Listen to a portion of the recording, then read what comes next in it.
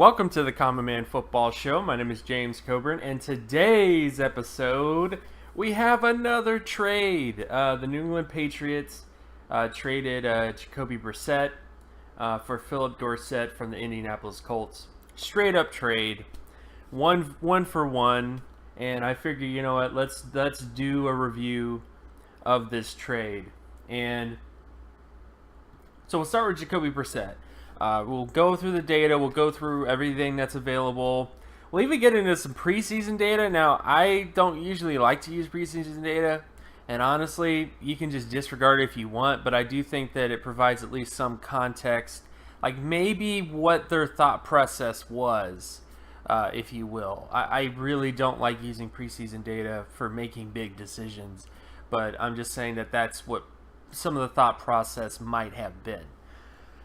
So when you look at Jacoby Brissett, from his high school to FBS production, now I've done a video in the past on Brissett, and he didn't really have enough passing attempts to qualify, but I figured I would just do his data anyways just for the sake of argument. So despite the fact that he didn't really throw the football a ton, he didn't meet the minimum attempts for most of my high school data, I figured let's just look at what he would have done. And based on his high school production, based on that sort of methodology, he would have scored a 40.20 out of 100.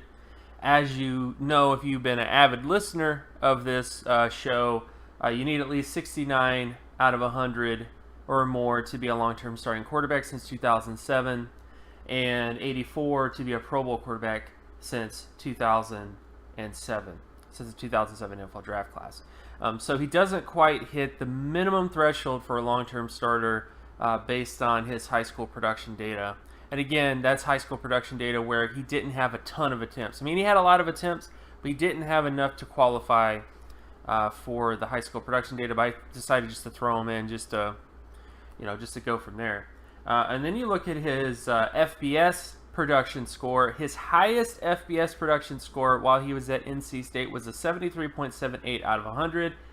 Based on my data since the 1958 NFL draft class, at least when it comes to FBS stat scores, he hits the long-term starting threshold of 26 or higher for long-term starting quarterbacks, but does not hit the Pro Bowl threshold of 80 or higher, unfortunately. So based on the data, based on all this stuff, what does this mean? It means that Jacoby Brissett, based on all available data from high school and college coming out, very long shot to become a long-term starter, like 0% chance of becoming a long-term starter based on all available data since the 2007 NFL draft class, but definitely has a shot based on his college production, at the very least, of potentially being a long-term starter, but not necessarily a Pro Bowler when it comes to that context.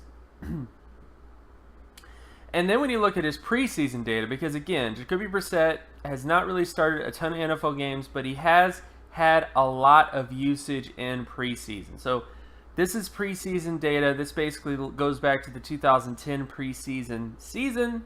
It looks at attempts, quarterback completion percentage, average yards per attempt, quarterback rating, first down completion percentage, 20-plus yard percentage. So the number of passes, like how high your percentage is of making 20-plus yard passes, how high your percentage is when it comes to making 40-yard passes, sack percentage, how often are you sacked, TD percentage, which is, how often your TDs are, and of course interception percentage, which is basically how often when you throw the football you throw an interception, etc. And then all is just basically a combination of all those. So he's been pretty decent in preseason, and based on all my work when it comes to preseason data, most quarterbacks that have an above average QBR, quarterback rating, typically do better when it comes to completion percentage, when it comes to quarterback rating, when it comes to average yards, and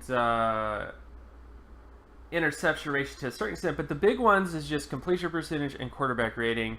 But again, it's preseason data. There's so many variables that affect preseason data. You have level of competition that affects everything.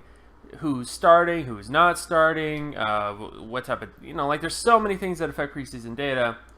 But at the very least, from a statistical standpoint, typically speaking, if you are above average completion percentage above average QBR in preseason, you have a better chance of having an above average QBR and above average completion percentage in the actual NFL season. But again, I would not use preseason data to predict that this is what's going to happen. He's going to have an above average QBR because of how he performed in preseason. I would not do that. I would base it more so on the stuff we have more data on, the stuff that's a little bit more proven in terms of high school data and college data. And of course, NFL data, if it is available, which there isn't enough NFL data on Jacoby Brissett to say that. Then we get to Phillip Dorsett. So Colts, of course, drafted Phillip Dorsett late first round. Based on his passing yardage, market share, production score, he had a 58.32 out of 100.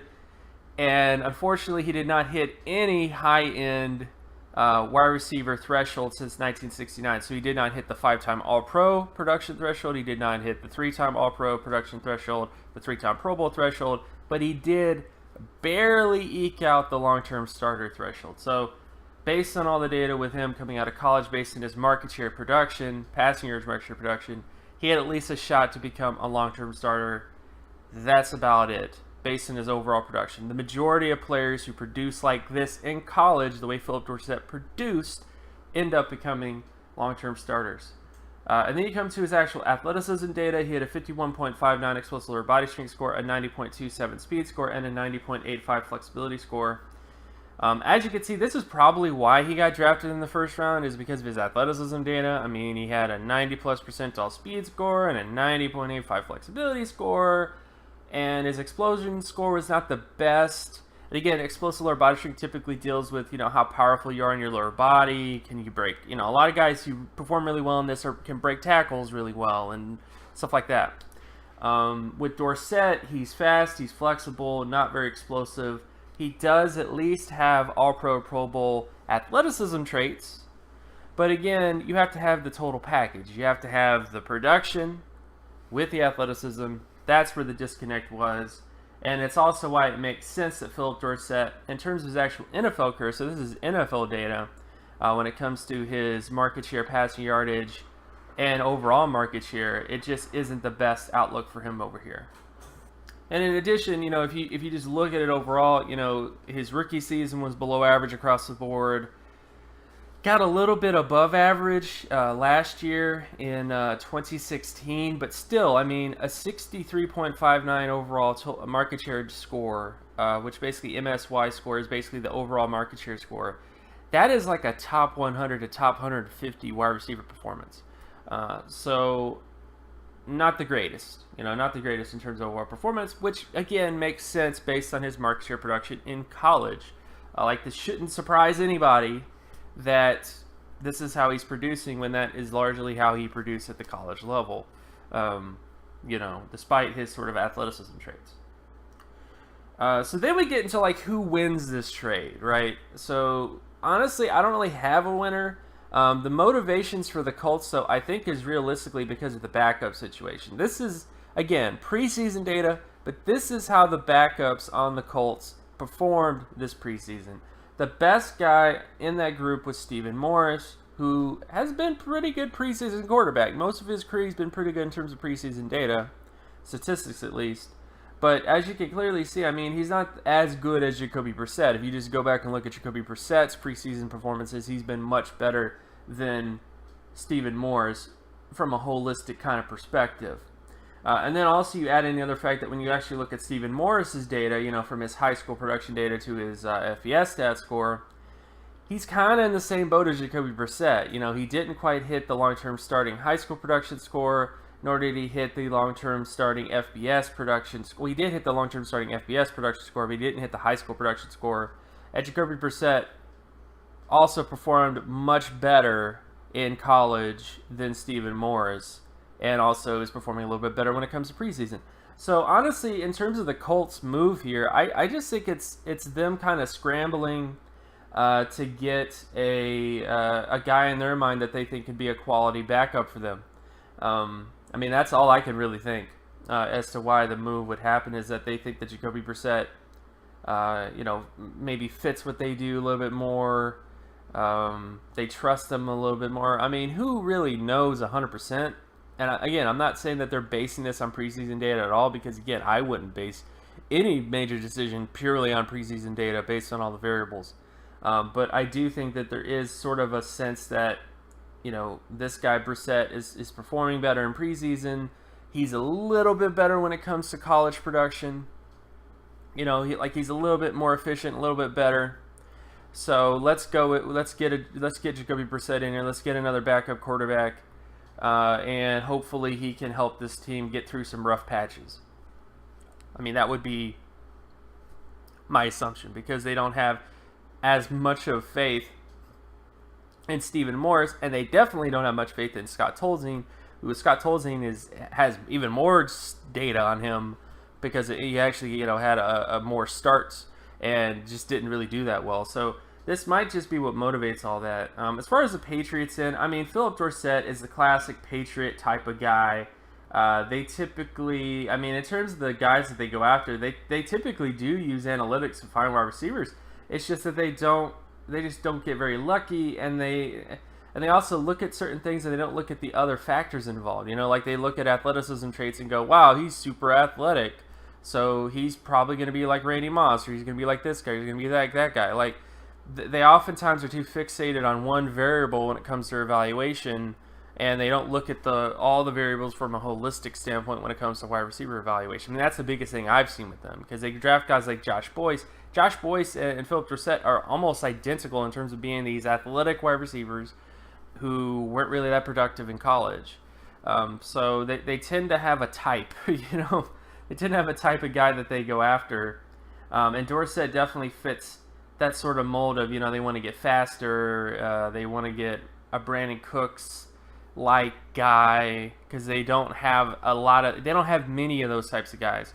So I think that's the biggest driving factor. But the bottom line is, this trade really, it's not the sexiest trade in the world. Honestly, I think that both these teams just basically traded backups. In terms of who brings more value to the table, I would say Dorsett, because based on my data, based on my overall data, he actually hit a long-term starting threshold and has athleticism traits. So Dorsett looks a little bit better to possibly turn into like a starting number 3 wide receiver, long-term, from that kind of perspective. Like, he has that potential to at least become a long-term starting wide receiver long-term. Whereas Brissett, I just don't see any scenario where Brissett ends up becoming a long-term starter for a significant amount of time, basically 64 starts. Like, I don't see any scenario where Brissett turns into that type of guy. So honestly, it's a pretty even trade overall, for the most part. So not the sexiest thing ever, but I think that's the biggest driving factor for both these teams. The Colts really needed to get better in terms of backups in their mind, to get somebody who's a little bit better than the guys that they have. And then, of course, the Patriots, they had an injury, of course, and they had all these other sort of things. So they're trying to get another guy to possibly be like a copycat version of Brandon Cooks. He's not Brandon Cooks at all. He's not as productive as Brandon Cooks was in college. Similar athletic profile, which, again, it goes back to the Patriots. They tend to look at certain variables and fixate on those variables, and don't take into account other variables when they look at guys. So that kind of about wraps it up. Again, my name is James Coburn. You can find my other work at draftcoburn.wordpress.com. You can also follow me on Twitter at Geometrics. And if you like this content and you want more content like this, be sure to leave a like and subscribe. Share this video as well with anybody that you know, and I'll talk to you guys in the next video. Peace.